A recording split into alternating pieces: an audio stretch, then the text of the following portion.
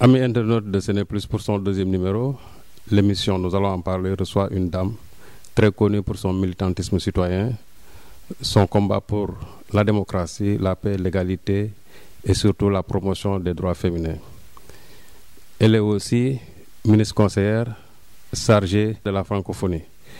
Elle est aussi également historienne, professeure des universités et c'est à ce titre qu'elle a été reçue à l'université Cluj de Roumanie pour la réception de son doctorat honoris causa.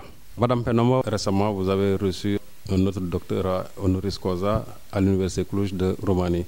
Comment interprétez-vous une telle distinction? Je commence tout d'abord par vous remercier de venir m'accorder quelque temps pour cette interview. Il est vrai que lorsque j'ai reçu le doctorat honoris causa de l'université d'Uppsala en 2005, j'ai été particulièrement touchée parce que simplement c'était une cérémonie grandiose où je disais qu'il y a eu alliance, on a allié la munificence de l'Église au faste de la royauté. Ce sont des universités qui accordent beaucoup d'importance au savoir, à la connaissance, mais aussi aux valeurs. Parce que je sais, à l'époque, lorsqu'on a donné le prix Nobel de la paix à Shirin Ebadi, je faisais partie des personnalités assimilées à travers le monde. Et c'est ainsi que j'ai reçu beaucoup de journalistes d'Expressen, de grandes radios européennes qui sont venus m'interviewer parce que je portais les mêmes idées pour le combat à l'époque de ce qu'on pouvait appeler le féminisme dans l'islam, la connaissance profonde des religions, mais aussi une interprétation des textes. Il est vrai que ce type de savoir, mon propre pays n'est pas vraiment demandeur, mais c'est dans les pays du Nord où j'ai eu à faire plusieurs conférences, aussi bien dans les universités américaines que dans les universités d'Europe du Nord, qu'on connaît ce type de savoir. J'ai été présentée à Cluj par la faculté de théologie. À l'époque, c'était Karl Heinz Kress, qui est décédé maintenant, qui en était le directeur. Et j'ai participé à plusieurs de leurs colloques et c'est ainsi qu'ils découvrent mon savoir.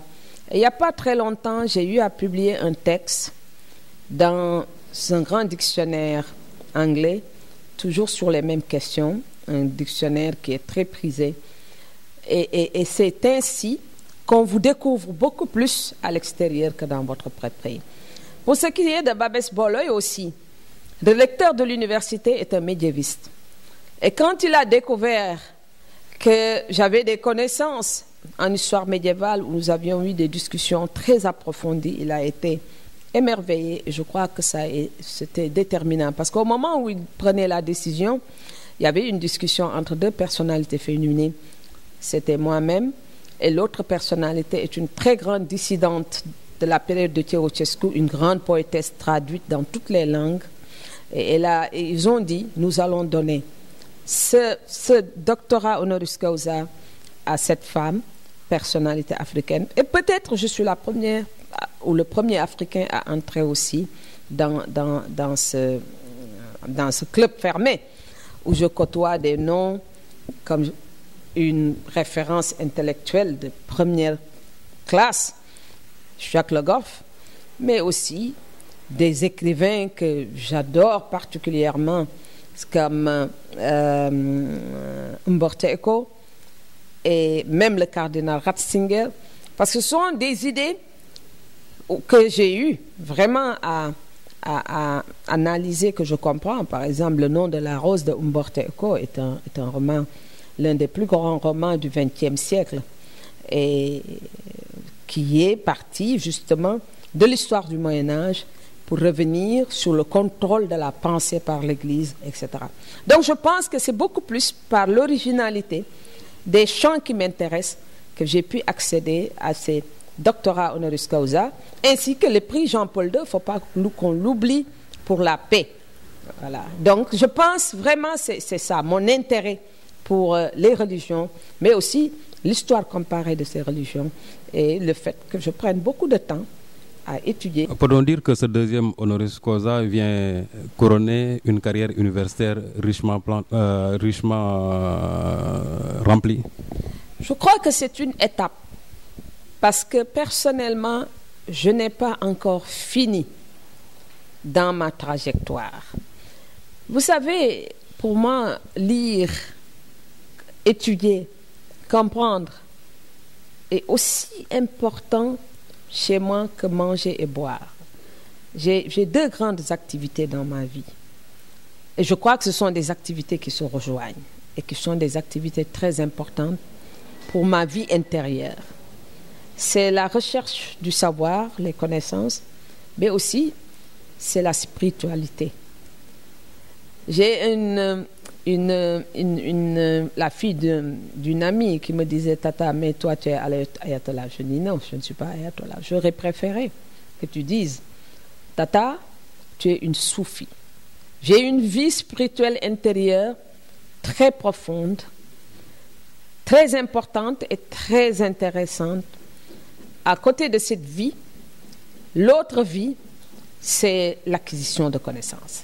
C'est-à-dire, je cherche à savoir de façon, je ne dis pas gratuite, je ne dis pas en dilettante, mais plus je sais, plus j'ai envie d'en connaître davantage. Je crois que je suis moulée de cette manière, je n'y peux absolument rien, ça dépasse ma volonté, et ce sont des éléments qui constituent ma vie au quotidien. Et j'avais choisi véritablement le Moyen-Âge, mais c'est parce que dans le Moyen-Âge, qui est très fascinant, une période très fascinante, je pouvais accéder à des connaissances qui ne me sont pas ouvertes tous les jours, c'est-à-dire cette envie de découvrir, cette envie de connaître, cette envie d'aller vers l'ésotérie, cette envie d'aller vers des connaissances extraordinaires. Et finalement, la leçon que j'en tire, c'est qu'à un certain niveau, toutes les connaissances, tous les savoirs se rejoignent. Je lisais un livre qui a beaucoup parlé, centré sur la personnalité de Maïmonide, un penseur juif du Moyen-Âge qui a écrit en arabe, qui est un peu justement dans la même mouvance des Averroès et autres. Mais en lisant tout ce qui est écrit sur Maïmonide, je le trouvais, ce penseur, extrêmement moderne parce qu'il pose les mêmes problèmes que nous, par exemple sur la superstition, les amulettes, une certaine forme d'aborder Dieu. Il n'était pas d'accord et il était au-dessus de ses contemporains.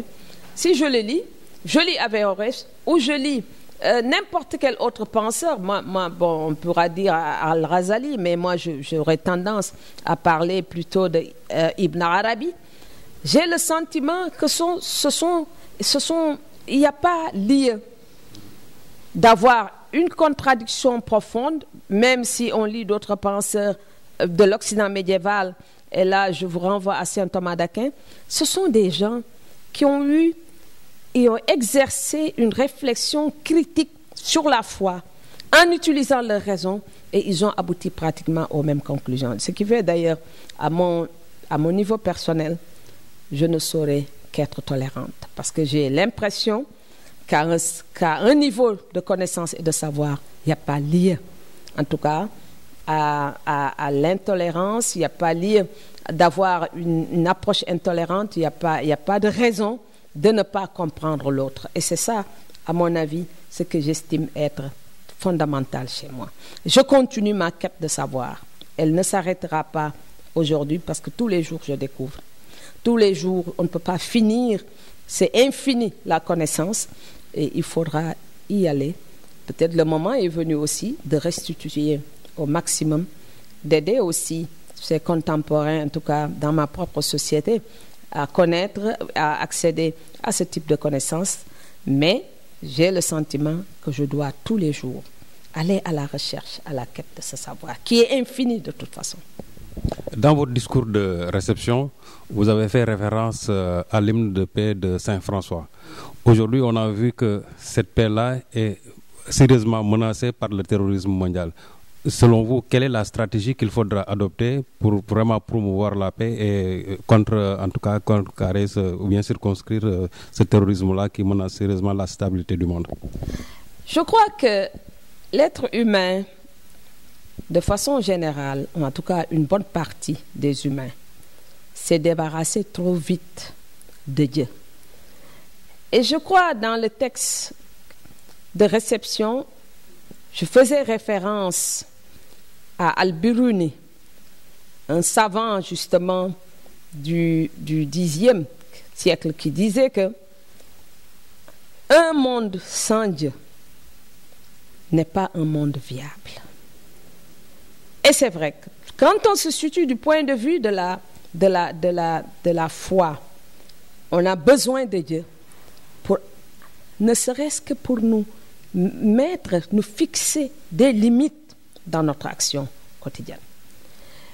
Mais au-delà de justement cette référence à un être supérieur, l'être humain aujourd'hui a tendance à même remettre en question les propres valeurs qu'il a eu à construire le long de son histoire, des valeurs basées sur la justice, sur la paix, sur l'équilibre du monde. Ce n'est pas par hasard que j'ai cette référence, que je revienne sur Saint François d'Assise, son hymne à la paix, parce que son hymne à la paix, qui est centré autour des idéaux de paix, qui rejette, cet hymne qui rejette la haine, cet hymne qui rejette l'incompréhension et qui fait appel à ce que l'être humain a de plus important, c'est-à-dire se mettre au-dessus, justement, de toutes les contingences historiques. Aujourd'hui, nous sommes dans un monde où le matérialisme est en train de ruiner les bases même de la société et de l'humanité. Nous sommes dans un monde où on ne discute plus pour recentrer l'essentiel sur ce qui différencie l'être humain des restes des créatures. On est dans un monde tout simplement où il n'y a pas de place à la générosité. Or, comment voulez-vous bâtir un monde d'équilibre lorsque les valeurs les plus importantes sont foulées aux pieds, lorsqu'il n'y a plus de justice, lorsqu'on doit bâtir sa puissance et sa force sur la faiblesse de l'autre? Et je crois que c'est ce qui explique tous les problèmes que nous connaissons à l'heure actuelle. Nous sommes sortis de la Deuxième Guerre mondiale avec de nouvelles résolutions lorsqu'on a eu à rédiger justement la Déclaration universelle des droits de l'homme. Au lendemain de la Deuxième Guerre mondiale, c'était une étape extrêmement importante de la construction de la paix. Mais est-ce qu'on respecte aujourd'hui cette déclaration? Est-ce que cette déclaration n'est pas tout simplement dépassée?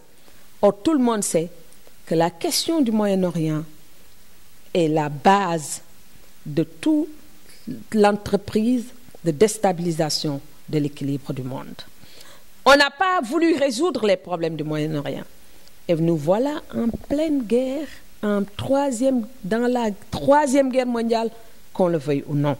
Et cette guerre n'est pas une guerre comme on l'a connue pendant toutes les guerres depuis la féodalité, les guerres féodales, parce que ce ne sont pas des armées qui se font face. On ne peut pas utiliser les armes même non conventionnelles, que ce soit l'arme nucléaire ou les armes chimiques, etc. Parce que les utiliser, c'est détruire l'humanité, tout simplement. Et qui ose détruire l'humanité, je crois que personne n'ira. Par contre, ce qui est en train de se passer, nous sommes dans une guerre où aujourd'hui, on est en train de vivre quelque chose, c'est une guerre psychologique. Comment 8 personnes dans les attentats de Paris hier ont pu tuer autant en une, je ne dis même pas journée, en quelques heures. Mais au-delà de tuer, ce n'est pas ça l'objectif. L'objectif, c'est d'avoir un impact psychologique. Pour la première fois, depuis la guerre d'Algérie, par exemple, la France a déclaré l'état d'urgence. Pour la première fois, depuis la Deuxième Guerre mondiale, pratiquement, il y a des attitudes qu'on ne connaissait pas. Hier, j'ai entendu quelqu'un de la police dire que la police française n'a pas les moyens aujourd'hui de faire face justement à cet hydre qu'est le terrorisme. Alors, qu'est-ce qu'il faut faire? Et c'est ça la grande question. Peut-être tout le monde devra aller dans la réflexion Mais je crois que lorsqu'il y a une guerre comme celle-là, où on ne vient pas, les troupes ne viennent pas de l'ennemi qui est invisible, qui est là-bas, mais ce sont vos propres enfants que l'ennemi retourne contre vous. Ce sont vos propres enfants qui sont instrumentalisés contre vous. Ça veut dire qu'il y a un véritable problème. Les caractéristiques de cette nouvelle guerre sont jusque-là inconnues pratiquement, en tout cas des institutions, des États, etc. Or, nous sommes dans un monde, je ne dis pas hors institution, mais nous sommes dans un monde où tout se passe pratiquement en dehors des institutions qui ont été créées par les hommes, au moins depuis le 19e siècle. Ça veut dire que les réponses que nous avons ne sont pas des réponses adéquates par rapport à ce qui se passe aujourd'hui. Tout le monde se sent menacé. En moins d'un mois, nous avons eu ce qu'on considère comme attentat. L'avion de la Russie qui est tombé. Combien de morts? Hier, il y a eu un double attentat au Liban. Combien de morts? Hier, c'était la France. Combien de morts? Etc., etc., etc. Et aucun pays n'est à l'abri de ce qui se passe. Seulement, ils font des calculs. Les pays africains sont les pays les plus exposés aujourd'hui.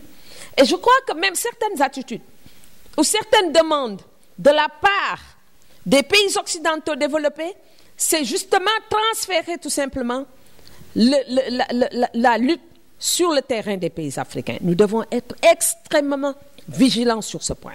Ce n'est pas parce qu'aussi on a transféré la lutte sur le terrain africain que ces pays développés vont se préserver ou se prémunir. Loin de là. Parce que les objectifs aujourd'hui qui sont visés ne sont pas nécessairement dans des pays comme les pays africains, mais ce sont des objectifs qui sont visés, c'est la déstabilisation des pays développés et des pays du Nord. Alors moi, je pense qu'il faut être réaliste, se poser les bonnes questions, mais il faut aussi, après tout, dans une guerre, il faut savoir négocier. On ne peut pas rejeter comme ça et ne pas discuter. Le moment est venu peut-être de voir qu'est-ce qui est derrière toute cette affaire-là, qui est derrière l'État islamique, que signifie l'État islamique et comment aborder. Ce n'est pas parce qu'on discute avec l'ennemi qu'on est d'accord avec l'ennemi, mais il faut préserver aujourd'hui, et c'est le plus urgent, la vie humaine. Il faut préserver les civils, il faut préserver les citoyens. Par exemple, je trouve que c'est d'une lâcheté extraordinaire d'aller tuer des gens qui étaient en train de... Mais c'est bien ciblé aussi. Tout ce qui symbolise aujourd'hui la civilisation occidentale se trouve touché et attaqué. Le président de la République a fait une intervention sur le port du voile intégral qui a reçu une forte adhésion aussi, mais qui a suscité en même temps une forte indignation. Bon, comment vous analysez le discours présidentiel? Oui, je crois que le président, ce qu'il a voulu tout simplement faire, c'est attirer l'attention sur un fait. Et je pense que tout le monde est d'accord sur l'utilisation que l'on fait des femmes. Le corps de la femme est devenu un instrument de guerre, de différentes manières. À un moment, les femmes étaient violées. Dans beaucoup de guerres, des guerres les plus récentes, elles font l'objet de viols. C'est une arme de guerre. Mais aujourd'hui, elles sont devenues plus que cette arme non conventionnelle qu'étaient les viols et d'autres formes, une bombe humaine qu'on utilise.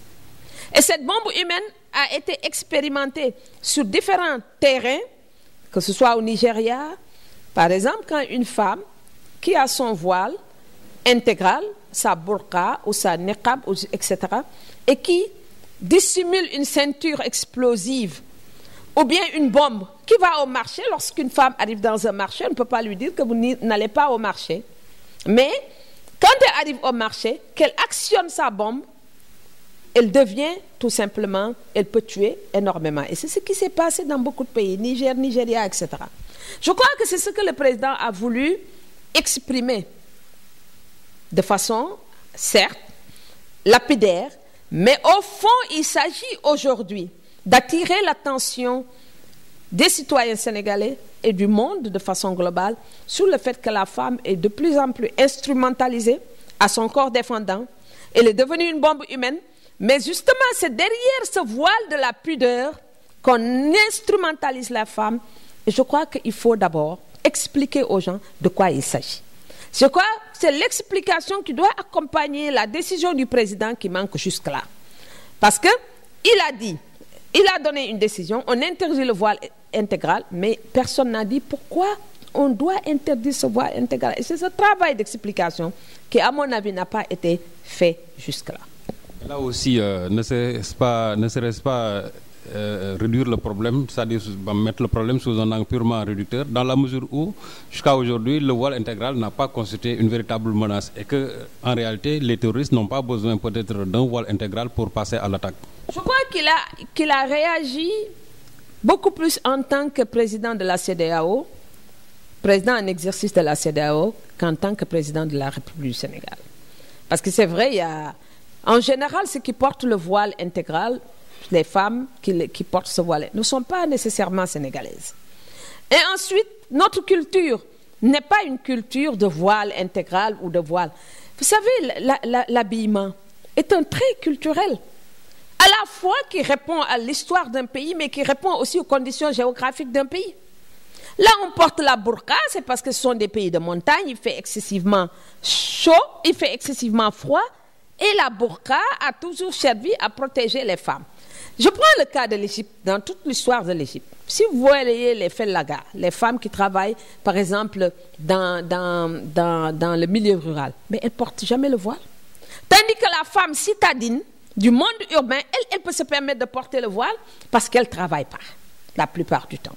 Tandis que la femme arabe qui est dans le champ tout le temps, elle ne porte pas le voile. Ça veut dire que ce sont les conditions à la fois géographiques, donc les conditions climatiques, les conditions historiques, mais aussi la situation dans laquelle se trouve la femme en général qui détermine l'habillement. C'est vrai dans toutes les civilisations et toutes les cultures.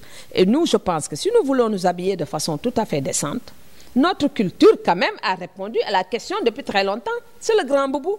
On n'a pas besoin d'aller importer des façons de s'habiller pour venir ici nous l'imposer. Il fait excessivement chaud quand je vois des filles qui portent des chaussettes en laine, en pleine chaleur, c'est qu'elles ne comprennent pas. Et ce n'est pas parce qu'on est musulman que nous devons adopter tous les traits de culture, d'autres civilisations, d'autres cultures. Nous avons notre identité propre et c'est ce qui fait la force de notre islam. C'est qu'on a un islam, à la fois un islam soufi, un islam confrérique, un islam surtout, et c'est ça la base et le fondement de notre culture, un islam civil, un islam non politique, un islam qui est porteur de paix. Et c'est ça que nous devons conserver. Et c'est si nous voulons, en tout cas, en tant que Sénégalais, Sénégal, continuer à garder notre stabilité. Bon, vous êtes ministre conseillère chargée de la francophonie. Votre organisation, en tout cas l'une des principales missions de votre organisation, c'est aussi de promouvoir la démocratie, la paix. Or, nous avons vu depuis un certain temps en Afrique, il y a beaucoup de chefs d'État dont les pays sont membres de la francophonie, quand même, qui sont en train de tripatouiller leur constitution pour s'offrir un troisième mandat. Et jusqu'à aujourd'hui, on n'a pas encore entendu votre organisation sur ces violations-là.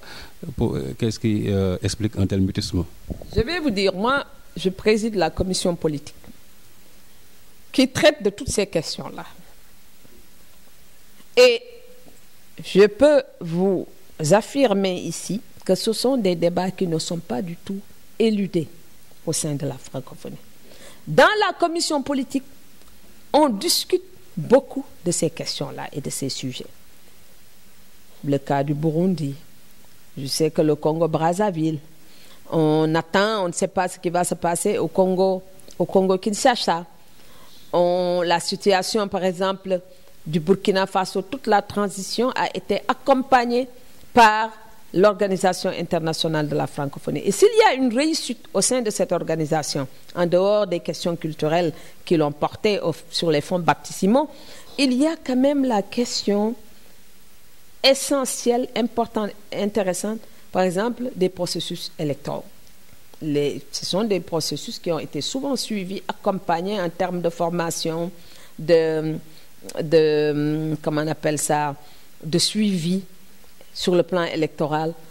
Et aujourd'hui, je suis persuadée que ces questions sont discutées. Vous savez, c'est une diplomatie souterraine souvent, où les gens interviennent. Par exemple, du temps du président Diouf, il parlait beaucoup aux chefs d'État africains. Madame Jean, qui vient d'arriver, qui a un autre style, elle aussi, il y a beaucoup de communiqués qui sortent, qui prennent position par rapport à la situation. Vous savez, c'est aux Africains aussi de faire des efforts. On ne peut pas être tout le temps à la traîne de l'histoire. Par exemple, quand notre démocratie était menacée dans les années 2000-2008, nous avons pris nos responsabilités en tant que Sénégalais. Et vous savez, si la démocratie sénégalaise est sauvée, on le doit grandement aux assises nationales. Et là, il n'y avait aucune force extérieure qui s'était manifestée. Moi, qui ai eu à intervenir énormément pour l'organisation justement de ces assises nationales. À chaque fois que j'allais voir une personnalité, voilà le discours que je lui tenais avec Mohamed Mbodj du Forum civil, mais moi, voilà le discours que je tenais. Si vous regardez ce pays sombrer, vous serez aussi responsable qu'Abdoulaye Wade. Et à chaque fois que je sortais ce discours, que l'on soit général, que l'on ait été chef d'état-major de l'armée, que l'on soit ancien fonctionnaire international, ou ancien ministre, ou ancien magistrat, on réagissait en disant « oui, j'accepte de participer ». Parce que personne ne veut porter justement la dislocation de ce pays sur sa conscience. Or, les Africains, ils ont tendance à privilégier, parce que les entourages peuvent constituer de vrais dangers pour la démocratie. Ils ont tendance à privilégier les intérêts tout à fait particuliers au détriment de l'intérêt général qui fonde, à mon avis, l'évolution d'une société sur la longue durée. Mais aussi un autre aspect dont il faudra absolument tenir compte. Quelqu'un disait, en parlant de Hayatou, de tout, pourquoi au Cameroun, on n'accepte jamais, par exemple dans un pays comme le Cameroun, on n'accepte jamais une alternance, quelle qu'elle soit. Je crois qu'il faut aussi interroger l'histoire. Vous savez, tous les pays d'Afrique centrale, depuis là, encore le Cameroun a connu un certain nombre de royaumes, les Bamileke, etc. Mais l'Afrique centrale, de façon générale, était constituée par des sociétés sans État, qui n'ont pas connu la même histoire qu'en Afrique occidentale. Ça aussi, il faut en tenir compte. Comment allons-nous passer de sociétés sans État ancrées dans l'histoire à des sociétés où triomphe la démocratie? Et ça, je crois que c'est un travail de longue haleine, un travail qu'il faut analyser, essayer justement d'œuvrer à la base pour que la démocratie soit une réalité. Et en plus de tout ça, les enjeux qu'il y a autour des ressources naturelles, la faiblesse démographique, parce que quand on prend un pays comme le Congo, la République démocratique Congo, un immense pays, je pense que l'immensité de ce pays, à côté d'un pays comme le Rwanda, qui est surpeuplé, qui a des problèmes, au lieu de s'asseoir pour discuter sur l'intégration, comment faire pour que tous ces deux pays puissent former une seule entité politique, un État fédéral, comme on l'a fait aux États-Unis il y a plusieurs années, on ne le fait pas. C'est-à-dire, le problème africain, c'est que nous ne pouvons pas voir au-delà de nos intérêts immédiats. Nous ne pouvons pas voir au-delà de nos intérêts tout de suite là, de notre pays, le Pagus. On est toujours là en train de promouvoir ces intérêts particuliers. C'est ça le vrai problème. Les Africains, on ne peut pas tout le temps compter sur l'extérieur pour justement trouver des réponses à nos problèmes. Nous devons aussi nous dire, nous voulons nous moderniser, nous voulons avancer, nous voulons nous développer. Je prends le cas du Sénégal et de la Gambie aujourd'hui. Aucune entité politique, on l'a dit depuis très longtemps, ne saurait être viable dans ces conditions-là. C'est le cas du Sénégal, c'est le cas de la Guinée-Bissau, c'est le cas de... Et encore, le Sénégal a une autre histoire. Mais que dire de la Gambie? Vous pensez que la Gambie, elle pourra survivre dans ces conditions-là et ce contexte-là? Qu'est-ce qui empêche un pays comme la Gambie et le Sénégal de se retrouver pour construire sur une durée longue, sur la très longue durée, une confédération? Il y a eu une tentative avec le président Abdou Diouf. Parce que simplement, chacun veut son drapeau, son hymne, sa souveraineté, entre guillemets. Chacun cherche justement à être président. Et c'est cette mentalité que nous n'arrivons pas à transcender qui va nous maintenir ad vitam aeternam dans la pauvreté, la misère et l'absence, si vous voulez, d'avancées significatives. Restons dans la politique. Certainement, vous avez suivi le spectacle désolant qui se passe actuellement à l'Assemblée nationale entre le groupe de la majorité et l'opposition. Ces tiraillements politiciens quand même qui rabaissent l'institution parlementaire. Vous savez, depuis un certain temps, je me dis, avec tous les efforts que nous avons fournis dans ce pays, pour que notre démocratie soit une démocratie modèle, pour qu'enfin que nos institutions soient des institutions fortes. Nous avons beaucoup travaillé sur le plan international à la réflexion, beaucoup à la réflexion, et j'ai beaucoup participé à travailler, je ne dis pas en amont au discours de Obama sur les institutions fortes. Avec des gens comme les Larry Diamond, nous avons beaucoup travaillé sur ces questions. On nous a posé la question, vous les Africains, qu'est-ce que vous voulez? Et moi, ma réponse, c'était de dire, nous voulons des institutions fortes. Et nous avons travaillé, c'est ce qu'Obama a porté dans son fameux discours d'Accra. Mais si nous disons tout cela, et que nous n'arrivons pas à des résultats probants avec tout ce qu'on a fait comme investissement, je ne dis même pas pendant la période de Diouf, mais simplement sous Wade, les assises nationales, tant d'autres, et qu'on n'arrive vraiment pas à s'en sortir parce que simplement les partis politiques, et ça je le dis, ne sont pas à la hauteur de la demande que nous, démocrates, nous faisons. Les partis politiques sont les derniers à se réformer dans ce pays. Les partis politiques, institutions créées au XIXe siècle, dans un contexte, si vous voulez, de courant de pensée et d'idéologie, ces partis ont tendance à être largement dépassés aujourd'hui par la tournure que prend la démocratie. Et les gens refusent. Or, qu'est-ce qui se passe à l'Assemblée nationale? Je le dis depuis 2012. Nous avons peut-être l'une des plus mauvaises législatures depuis que le Sénégal est indépendant. Il faut qu'on se dise la réalité. Beaucoup de personnalités qui n'ont pas une expérience politique probante, beaucoup de personnalités qui n'ont pas la culture politique nécessaire, et du coup, elles sont livrées, à mon avis, aux intérêts partisans.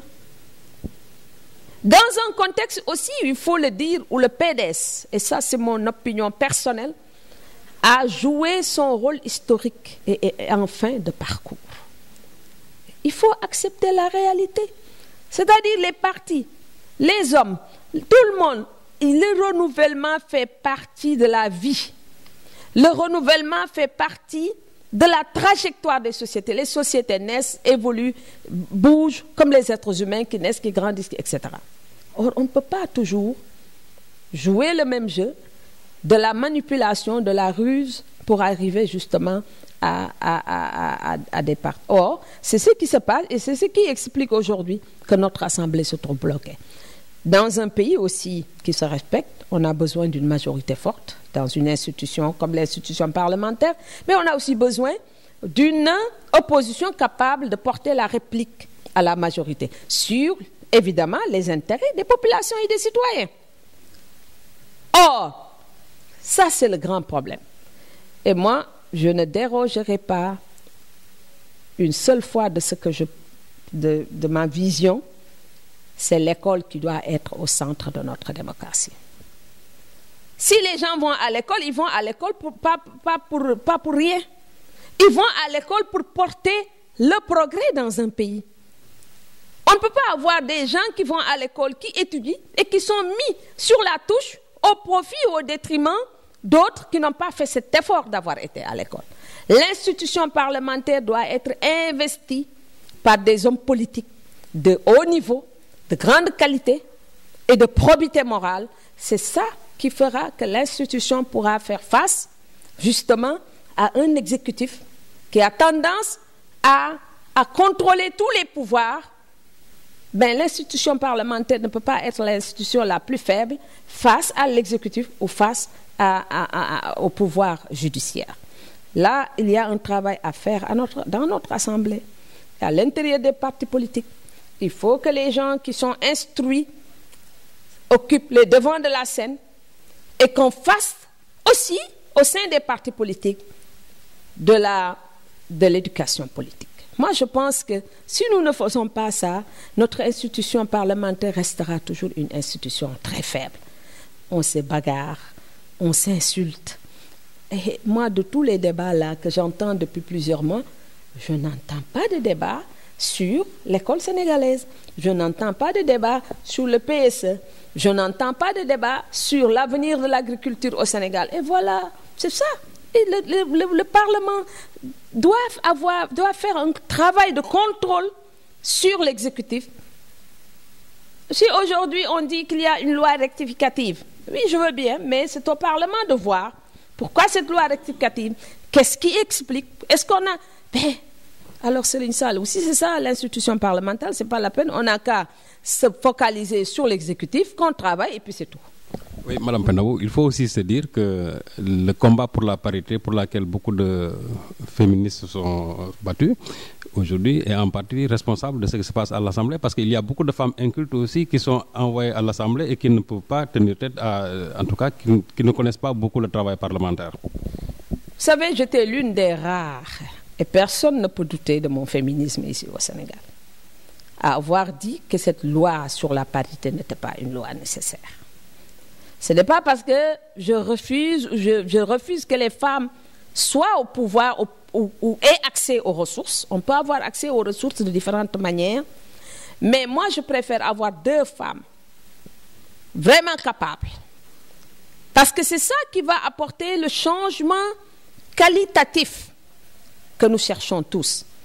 Et j'avais estimé que les institutions, par exemple, décentralisées, étaient les meilleures institutions pour l'apprentissage de la politique et pour arriver véritablement à une transformation qualitative de notre société. On a beau dire, mais les textes sont écrits en français. Tous les discours sont en français. On peut parler de traduction simultanée, mais même si on fait la traduction simultanée, si on n'accède pas et si on n'a pas une bonne compréhension, on peut même avoir une maîtrise, si on n'arrive pas à avoir aussi ce sens politique qui vous permet de lire les textes, vous aurez encore des difficultés à comprendre. Tout s'apprend. Il faut prendre du temps véritablement pour faire un travail. Les gens qui militent dans les partis politiques depuis très très longtemps et qui ont été des enseignants, d'autres ont eu des formations d'économistes, etc., on voit leur rôle. Et peut-être aussi, c'est au moment où on a la parité, c'est justement ce moment où on a parlé le moins des droits de la femme à l'Assemblée nationale. C'est assez intéressant ça. Alors qu'avant, on avait un groupe restreint de femmes, mais il y avait des caucus de femmes à l'intérieur de l'Assemblée nationale, et ces caucus portaient véritablement le discours sur les femmes. Vous savez, l'arrivée massive des femmes dans les institutions s'accompagne nécessairement d'une transformation au sein de la société. Si l'arrivée massive ne participe pas à la transformation au sein de la société, ça veut dire que cette arrivée n'a pas d'impact sur la société. Or, on a beau dire, moi je me dis, c'est pas la peine peut-être aussi c'est l'histoire qui le fait, on n'a pas besoin d'une transformation à une vitesse V, mais on a besoin surtout d'une transformation qui s'enracine de façon définitive dans la société. Or, on a la loi sur la parité, mais la loi sur la parité, à mon avis, et j'ai toujours attiré l'attention, et je l'ai dit, et j'ai eu contre moi beaucoup de femmes de ce pays, bon, c'est pas grave, mais le plus important, c'est le changement qualitatif tant attendu qui me paraissait la chose la plus importante et la plus fondamentale. On aura toujours le temps de mettre les femmes, on peut s'organiser pour trouver des ressources, on peut s'organiser, mais il y a des femmes dans ce pays qui, à mon avis, auraient joué un rôle très important à l'Assemblée nationale, qui sont là, qui ont eu un passé de militants maoïstes, qui ont été dans les organisations, qui se sont battus. Et c'est là où je dis le temps des femmes est très différent du temps des partis. Et le temps des femmes, c'est-à-dire il faut trouver d'autres mécanismes pour amener les femmes dans la représentation. Par contre, toutes ces luttes que nous faisons ont tendance à ne renforcer que le pouvoir des hommes, malheureusement. Généralement, quand il y avait des dissensions entre l'opposition et la majorité, il y avait la société civile qui intervenait en tant que régulatrice. Aujourd'hui, on voit que presque au Sénégal, il n'y a plus de société civile, en tout cas opérationnelle. Ne pensez-vous pas que vous, aussi de la société civile qui avez rejoint le pouvoir, avez une part de responsabilité dans cette situation délétère? C'est ce que les gens pensent, mais rien ne nous empêche aussi. Moi, à chaque fois que j'ai l'occasion, je dis ce que je pense et comment je le pense. Mais c'est cette vision, à mon avis, manichéenne des choses qu'il ne faut pas avoir. Quand on est du côté du pouvoir, on est dans la bombance, c'est-à-dire la vision que l'on a du pouvoir. On n'est pas dans le pouvoir parce qu'on y est pour tout simplement, je ne sais pas, on y est aussi pour le pays. On y est pour travailler pour le pays. On y est pour faire des avancées significatives au pays. C'est-à-dire, on ne peut pas, moi je suis dans la société, je prends mon cas. Je suis dans la société civile depuis au moins 1977. J'étais étudiante. Et il y a beaucoup de choses, les gens oublient que j'ai été à l'origine. Et le mouvement citoyen, on en parle partout dans le monde. J'ai été la première ici à lancer le mouvement citoyen. Combien d'études ont été faites sur le 7-7? L'initiative du 5 mars, qui a beaucoup contribué à mettre l'ONEL ici sur place, c'était dans mon petit salon. Et j'en profite pour rendre hommage à un grand ami, Makhtar Diak. Tous les hommes qui étaient avec moi, à un moment donné, étaient partis, sauf lui, Makhtar Diak. Et je me souviendrai toujours de ce texte qu'on avait apporté comme à Latif Coulibaly, qui nous avait dit engagement au calcul politique, et la réponse que j'avais donnée, et oui, nous n'avons jamais quitté le terrain. La relecture qu'en avait faite Makhtar Diak, je m'en souviendrai toujours, en me disant, mais il faut prendre l'exemple de Almami Motofal et de comment il s'appelle, Sek Dembao, qui s'investissent et qui ne sont pas dans des partis politiques. Et j'avais conclu ce texte en les citant, et Almami avait beaucoup pleuré ce jour-là. Donc il y a eu des gens qui étaient engagés et rien n'a changé véritablement dans mon angle. Par contre, je ne peux pas occuper le même terrain. Il faut aussi laisser la place aux jeunes. Aujourd'hui, mon organisation Mouvement Citoyen, dirigée par des jeunes, le mouvement a encadré des jeunes, le leadership des jeunes sur le plan intellectuel. Ils ont produit des thèses, ils ont beaucoup travaillé qualitativement. Et si tout le monde faisait comme moi, je vous assure que le pays aurait avancé. Parce qu'au moins, je ne m'accroche pas à des institutions, à des structures que j'ai créées. Je les crée et je ne passe pas mon temps à dire non. Et d'autres continuent. Je pensais, en allant au pouvoir, honnêtement, pouvoir apporter ma contribution à un autre niveau aussi. Là où on m'a amené, c'est-à-dire à la francophonie, pour préparer le 15e sommet. J'ai fait ce que j'avais à faire. Et tout le monde est d'accord sur la réussite du sommet. Je ne suis pas la seule, d'autres ont contribué, mais je sais que ma contribution aussi était importante. Voilà. Récemment, l'université a perdu l'une de ses sommités en la personne de Omar Sangaré. Que retenez-vous de l'homme? Je présente mes condoléances les plus attristées et les plus sincères à toute la famille de Omar Sangaré, à tous ses amis, à toute la communauté universitaire. Nous avons perdu, et je crois que tout le monde l'a dit, et c'est unanime, je l'ai vu une semaine avant son décès. C'était un homme vraiment qu'on pourrait qualifier d'homme de savoir, qui n'avait rien pour lui, qui n'avait que sa connaissance, qui n'avait que, je ne dis même pas ses diplômes, ce n'est pas important les diplômes, mais qui avait cette volonté d'émulation. Le simple fait de dire que je suis le premier agrégé, ou j'ai suivi mon modèle, qui était Senghor, était quelque chose d'extraordinaire et d'assez exceptionnel dans notre société d'aujourd'hui. Sangaré était un humaniste au véritable sens du mot. C'est un homme qui est mort, qui n'était pas riche et qui n'avait comme seule richesse son savoir Et il restera, je crois, dans notre souvenir, en nous, comme une référence à la fois intellectuelle et une référence morale. Parce que s'il n'avait pas de moralité, cet homme aurait vécu autrement. Mais c'est qu'il il avait mis sa connaissance au service de l'autre. N'importe qui pouvait faire travailler Sankaré. Il était disponible. Il était pour sa famille, il était pour ses amis. Je me demande même s'il n'a jamais eu une voiture dans sa vie. C'est quelqu'un qui n'a jamais rien eu dans sa vie. Il avait en bandoulière sa connaissance du grec et du latin, son savoir de la grammaire française dont il était très fier, et son modèle qui était Senghor. Son modèle accompli, parce que vraiment Senghor était sa référence. Et il en avait parfaitement le droit, parce que Senghor était une valeur sûre.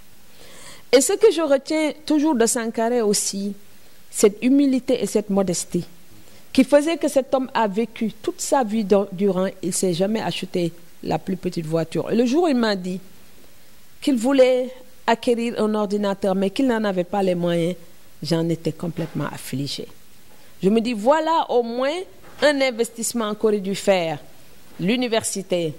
En tout cas, ceux qui ont l'État, essayer d'offrir des ordinateurs à des professeurs d'université de façon tout à fait gratuite. Ils le méritent. Ils le méritent. C'est-à-dire, on reste vraiment dans cette vision très dépassée de l'homme du savoir du 19e siècle, du 18e qui devait mourir dans la pauvreté, dans la misère. On gardera ses écrits. Mais finalement, lui, il aura mené une vie tout à fait dérisoire, ce qu'il y a de plus minable. Et c'est cette vision de l'intellectuel dont il faut absolument se départir. Et je crois que la mort de Sankaré doit être un moment de réflexion sur nous-mêmes en nous disant, nous devons peut-être honorer les gens du savoir, qui sont considérés dans toutes les religions, et particulièrement notre religion, comme les prolongements un peu des prophéties. Ce sont les prophètes des temps modernes. Et ça, au moins la société leur est redevable de quelque chose. Ouais. Peut-être pour terminer, revenons à votre distinction de Cluj. Une consécration universitaire, ça se fait intellectuellement. Est-ce que les autorités universitaires, les autorités académiques ont prévu quelque chose pour fêter cette distinction? Non, on attend que j'ai le prix Nobel de la paix. Le jour où j'aurai le prix Nobel de la paix, Inch'Allah, ça va se fêter. Je vous remercie, Madame Penda Mbow. Donc, amis internautes, voilà, c'est le mot de la fin avec Madame Penda Mbow que nous recevions dans notre deuxième numéro de Nous allons en parler. Nous vous donnons rendez-vous à la semaine prochaine. Merci.